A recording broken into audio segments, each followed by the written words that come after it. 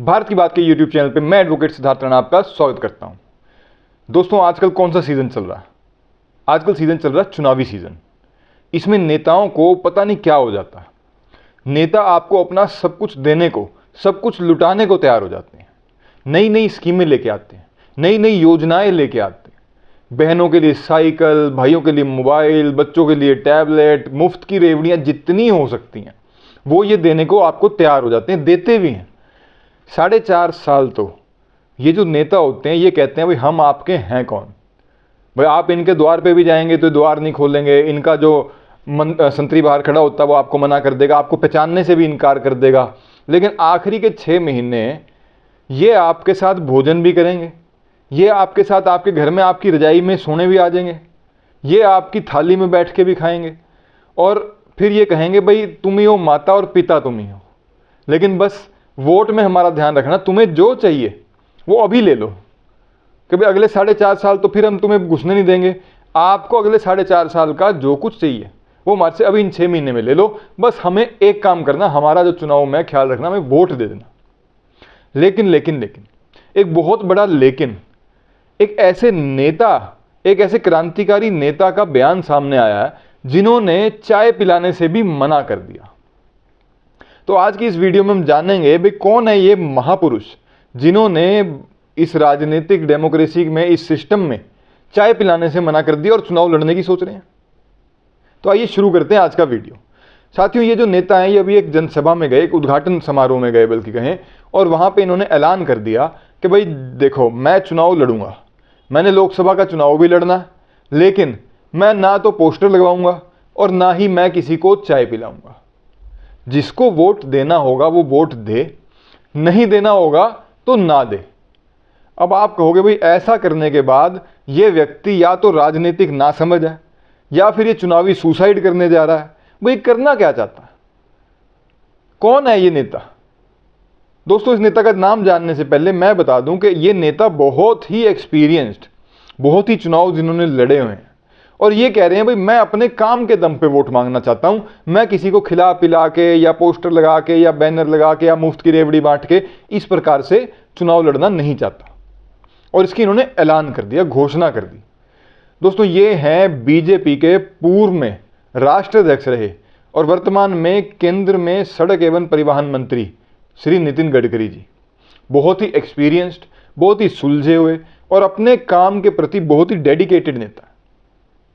पूरे भारतवर्ष में इन्होंने सड़कों का आदरणीय मोदी जी के नेतृत्व में ऐसा जाल बिछा दिया जिसे आप ये कहें कि विश्व में डंका बजवा दिया भारत का, कि भारत में भी ऐसी सड़कें बन सकती हैं।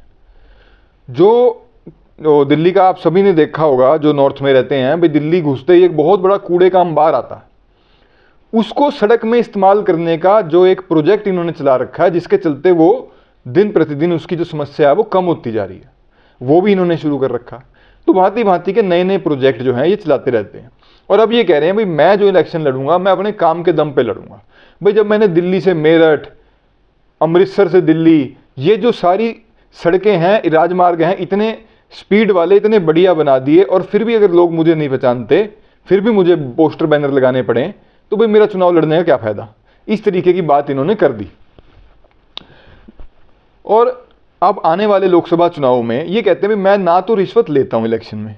इलेक्शनों में दोस्तों अमूमन क्या देखा जाता है, भाई जो पार्टी की टिकट लेके आता है उसको आस पड़ोस के लोग, उसके चाहने वाले, बिजनेसमैन या अलग अलग लॉबीज के जो लोग हैं उसको पैसे देते हैं, चुनाव लड़ने के लिए चंदा देते हैं। तो ये कहते हैं ना तो मैं लेता हूं, ना मैं किसी को लेने देता हूं अपने आसपास, और मैं तो इसी प्रकार से इलेक्शन लड़ूंगा। ऐसा नहीं है कि इन्होंने पहले कभी ऐसा करा नहीं, ये अपनी गलतियों से ही सीख के आगे चले हैं। ये बताते हैं भाई ये जो वोटर है ना, जो मतदाता है, ये बहुत समझदार है, ये खाता हर एक की, लेकिन वोट जो है अपने हिसाब से देता है, अपने मन से देता है, और ये अपने एक्सपीरियंस से ऐसा बताते हैं।